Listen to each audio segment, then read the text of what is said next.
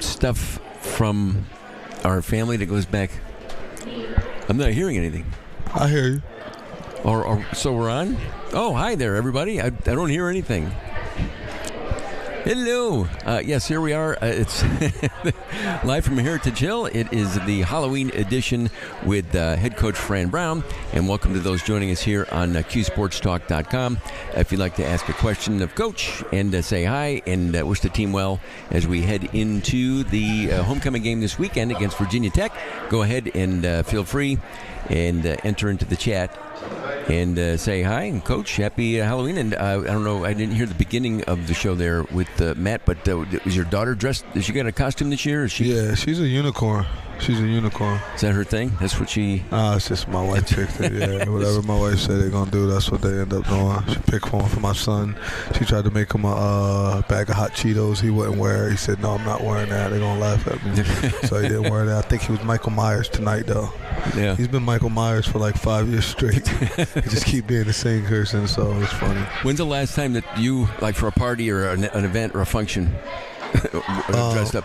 No, I don't really do that. I did one time we was I was working and I couldn't get off, couldn't go nowhere. We had like a Halloween party at work, so I had a box in my office. I just drew some eyes and put holes in the eyes and I put it on. I called myself Boxhead when all the kids was asking, who are you? What is that? I said, I'm Boxhead. It's a new cartoon coming out, but it was literally a box. I just put it on my head. I called myself Boxhead. The crazy thing is that probably would have worked if you started a cartoon called Boxhead. Yeah.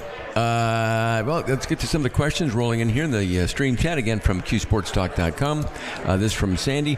The question is, Coach, I noticed in the Pitt game it was really the first time all season that the wide receivers appeared to struggle to get open. Was it a case of Pitt something that they were doing, having really aggressive coverage, or just not completing the routes, combination of both?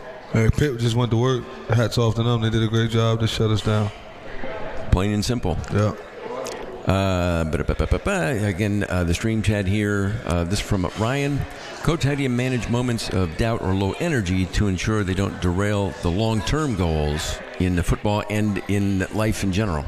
Well, there is, I think that doubt inhibits movement. You know, doubt slows you down. You can't think the right way. So I try to clear doubt, and I think the way that you clear doubt is by preparation and going back and learning from what happened. So I think doubt tries to creep into a lot of guys, but you know, when you got faith and you believe and you push and you work and you prepare the way you're supposed to prepare, doubt starts to leave. So, you know, doubt is just, I don't really... I don't deal in doubt. Yeah, I don't really deal in doubt. Like, the glass half full to me, you know, not half empty. So I don't deal in doubt. So was that, for the most part, that was the post-game message after the game before you guys came back to Syracuse? No, we just had some work to go do. They had our number. They beat us that night, and we had to get back to work. We had to go check everything out, see what we done wrong, analyze it, understand it, and then fix it. And with that kind of a mini bye week in a way, does that help? That extra couple of days? Or does it make any difference? We had 2 days to still watch, but we didn't practice and things of that nature. We just we had to sit on it. We had to let it soak. You know, you had to let it marinate to understand who you were, and that's who you are right until you fix it, you know, and then we had to go and fix it. So it was good that happened that way for us. This question here, Coach, is the goal of making the playoffs still reachable?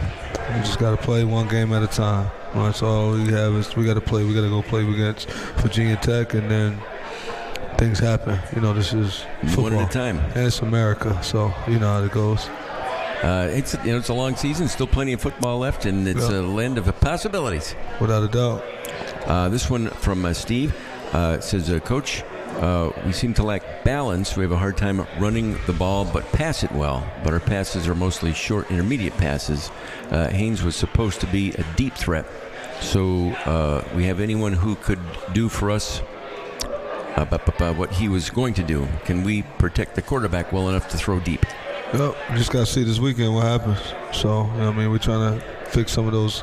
We'll see if we address your answers this weekend. So when it becomes, of course, we want to be a balanced football team. So we got to run the ball more. And then Guys just got to get open. Guys can run.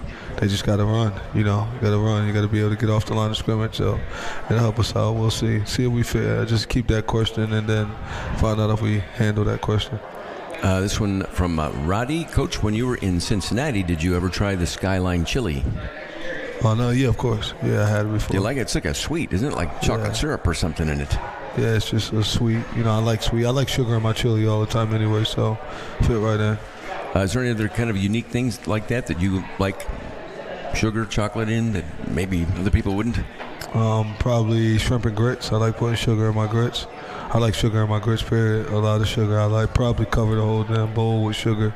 You know, I did that. So I like sugar in my grits. That's probably something that most people don't like. But it's I like like doing that. Elf putting the syrup on spaghetti. Man, pretty much. Down in it with a big with a big cola. Sandy wants to know how did Marcellus Barnes look to you in the first game back? Love seeing him get the interception, even though it got called back. Well, I think he did well. He's a competitive young man. He practiced well this week. He was up and down a couple days, but he did a good job. So excited to watch what he does this weekend, and as he continues to get better and continues to grow, he's a really good football player. Are there any other guys, Coach, that we'll see or that you have available Saturday that weren't available to play against Pittsburgh? Well, there's just going to be a lot of guys trying to come back. Everybody's playing. You know, I know Yasin Willis will be out, which is a big blow for us, you know. But it's be a lot of guys trying to come back, fighting to be able to play, trying to split time. So it's just a lot. Everybody's doing a good job. You got some other guys stepping up on the offensive line. You got different guys that are stepping in that doing a good job. And Joe Cruz, you know, I think he's doing a real good job. Enrique Cruz is starting to do a good job and push in. David Wallabu is doing an amazing job. So is Cody Hornsby. You know, Cody Hornsby is starting to step up a lot. So there's a lot of guys on the offensive line. Coach Dale's doing a good job of making them all compete now. You know, they're competing their butts off. So it helps us a lot when you got all those guys on the line, being able to compete and help. You know, help push. And then I would say from a defensive perspective, a lot of guys are doing good, but one freshman, Davian Kerr has really stepped up, and I think you'll see him get some more play at corner this weekend. He's a ball hawk. The kid can get the ball, so we'd love to see him in the game again. This question here regarding SU basketball. They want to know, Coach, who's your favorite Syracuse basketball player of all time? Favorite? Carmelo Anthony. No doubt. What are we talking about? I mean, I like Derek Coleman though, just as like a person and like that. So like he's thorough. I think he's a real cool OG. So like he's thorough. And I thought he played basketball the way it's supposed to be played, but Carmelo Anthony is like it's my era, my age. You know what I'm saying? We all the same. So like listen, Carmelo. This one here from Ryan. Coach, in terms of your head coaching career, obviously you just arrived here, but what kind of legacy do you want to leave behind at Syracuse and as a head coach in college football in general? I want to put Syracuse on the map. I want to win a national championship here at Syracuse. That's what I want to leave behind, and that's the legacy. I want my son to be able to come here and coach with me one day, and then for my son to end up coaching here with me also. So all those things will be stuff that I want to do here. You know, I've seen both of the lacrosse coaches.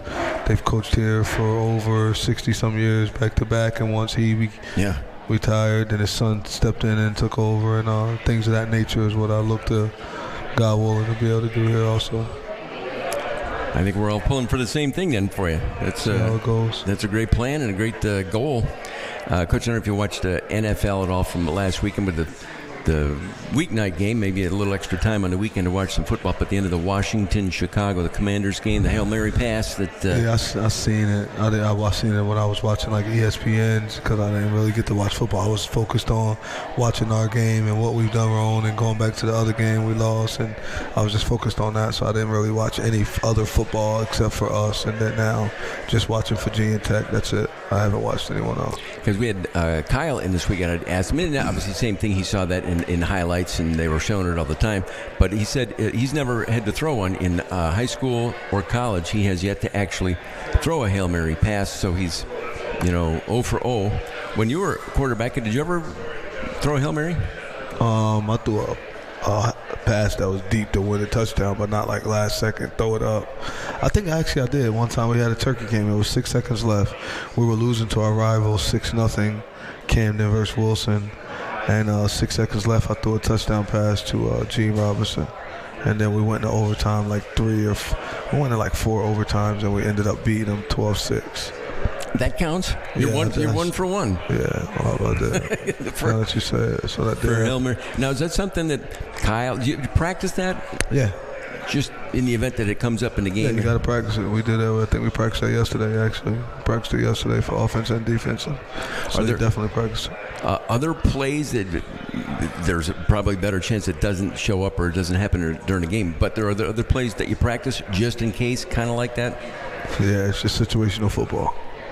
Like what's like one or two? You have to say what they are, but the types of situations. It's just situational football. You got 24 seconds left. You want to get going, or you might have 18 seconds left. Different things you want to be able to play. You want to practice Toro to be able to have the field goal team run in to be able to kick a field goal. Then you could do this. Hopefully, and you got 18 seconds to 16 on the clock, and just seeing how fast you can get out there. Just get the ball snapped, kick it off to be able to make it. So you practice those kind of things. Just practice a lot. You practice a lot of situational stuff where you need to get the ball out, being able to. It's just a lot of things. I'd rather not keep going because then I'll start to say all the stuff we practice and where we at. But just situational football. Everybody it does come up and you have to practice it. Got to practice it. You got to practice every scenario, every situation. This one here, Coach, with Willis out, how have Hart and James looked in practice? They're doing good. They're all eager young guys that are ready to go. They got their ears back and they're ready to go. Again, if you have a question here for Coach Brown as we head into the Virginia Tech game, again, another noon game on Saturday. Coach, and I know you like noon games. You can put the question here or the comments in the stream chat here on QSportsTalk.com. Aside from that, Coach, other notes in general, just sports related. Next month, actually, November 1st is tomorrow, so a couple of weeks from now in Las Vegas, you've got Mike Tyson and Jake Paul in Las Vegas. Is it going to go the distance? I don't know. Do you follow that? I don't really want Mike Tyson to fight nobody else no more. Just be done.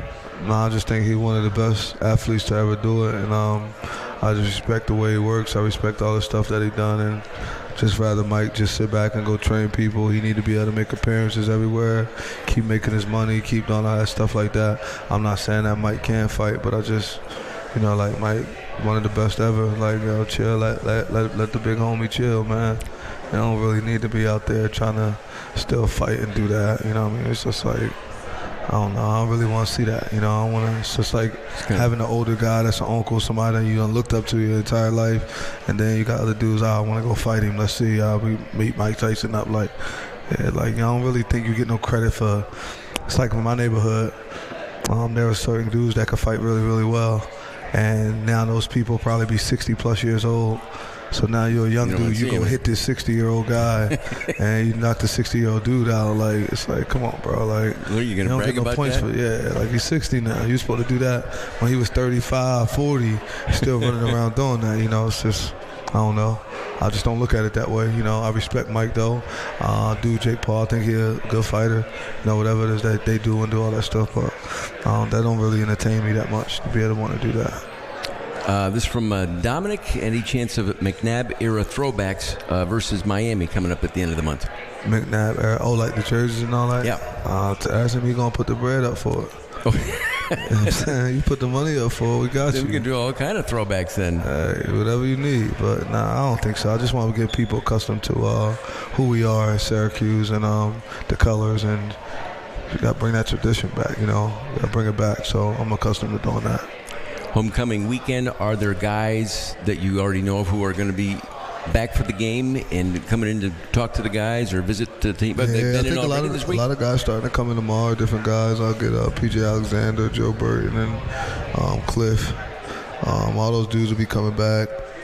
But just a bunch of guys, though, Chano Sims, EJ, just you name them, they all coming back, you know what I'm saying? I hope that Keith Bullock come back. I always like hanging with Keith Bullock, it's always being with him. I'm not sure if Donovan Darris will make it in town, and then a lot of the young dudes. So you got a lot of dudes like Cisco and all those dudes, they all playing now, so they got games and they got their own stuff to do. So a lot of those guys can't come back, but man, there's gonna be a lot of guys back, a lot of people back. So I'm thankful that they'll be back, and you'll get to see all those guys on the sideline pregame and all like that, and just being around them, it'll be pretty cool. This one from Ryan. He says, Coach, I know you don't like to compare players from different eras, but who is the GOAT, Jordan or LeBron? He ain't getting me to talk that. I mean, it gotta be Michael Jordan. I mean, it don't gotta be Michael Jordan, but it's Michael Jordan because of me watching Michael Jordan and go there and do that. Now, I respect LeBron James on a whole nother level because of the longevity, because of the way he's put the culture on, just like everything that he's doing, him having the opportunity of being able to play in the NBA with his son, who you watched him develop his son from seeing him play as like a sophomore. I remember watching them. They played Camden High over in Pennsylvania, and watching him play there, just watching how he continued to develop. So just all the work that goes into that as a father, it's like, dang, you've been able to be his father, still be on top of the game, the best in the NBA since you've been in the NBA, and still able to hold that and then still bring your son up and have him do it. I just think all around that LeBron James is a real classy guy. Like, he's one of the better athletes that the world has ever seen, from a husband perspective, a father's perspective. I'm pretty sure he's a great son. I don't know him well enough to do that, but just everything that he does, I think he does it class A, and it's somebody that all of the youth and everyone should be able to really just watch and look at and just see how he goes about his business, that how you do anything is how you do everything.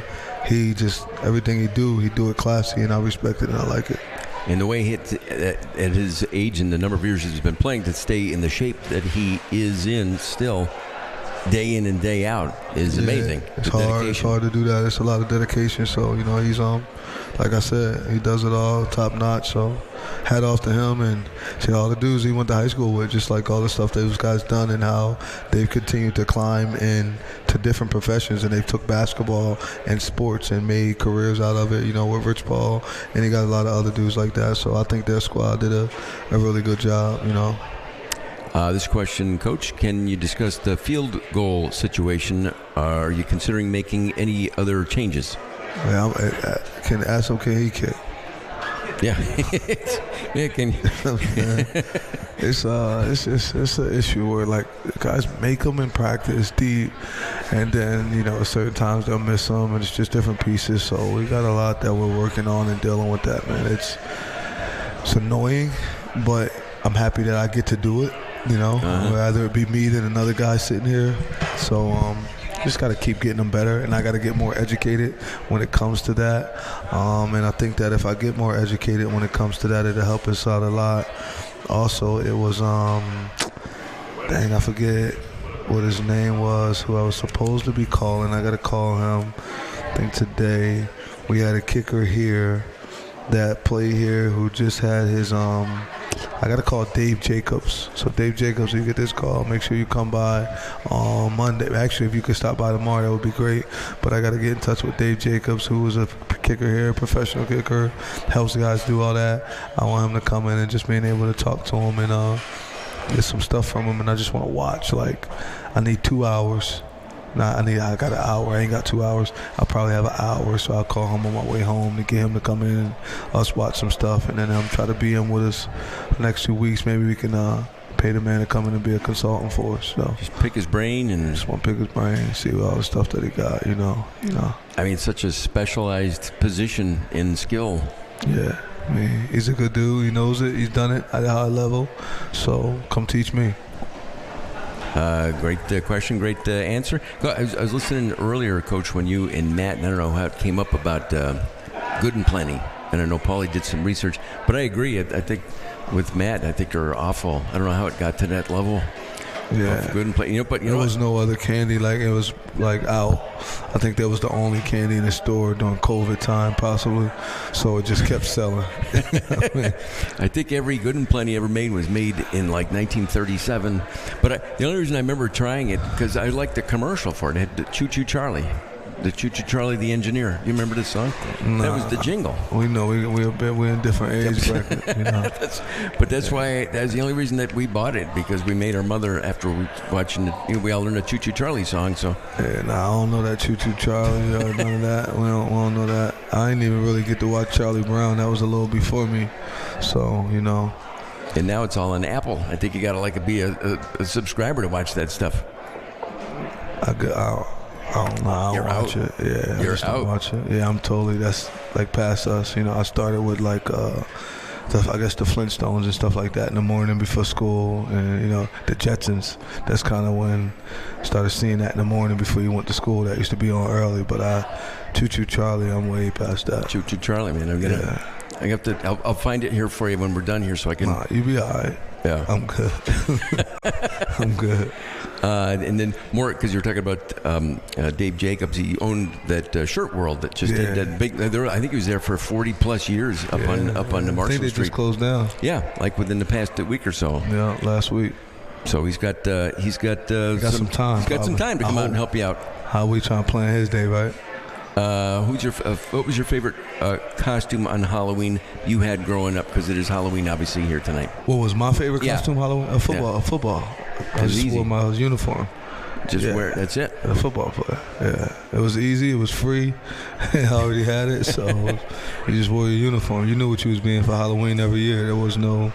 My mom never bought no Halloween costume. We had that. I think I might have been Bart Simpson one time. That's a good one. Bart Simpson mask. So. Solid. Having that. Little trivia from Steve from North Syracuse, who joined us here in the chat. Dave hit the field goal that won the last game at Archbold Stadium in 1978. It was cool. I wasn't born. There. That's why I want him back. Let's get that luck back. Let's get it. Come get with us, Dave. We need you. Yeah, I think it was against Navy, if I'm not mistaken. Will you be very active in the portal once it opens, Coach? Is the question here. For whatever's needed, as long as they can help build a program, continue to push our program in the right direction. They got to be a great free agent. I'm going to look for Kyle and Fidel again. When guys of that caliber that's going to come in, Jackson Meeks, who understands what it is to be on a football team, to be able to help continue to build our program. It takes 2 years to build a program, and we're not there.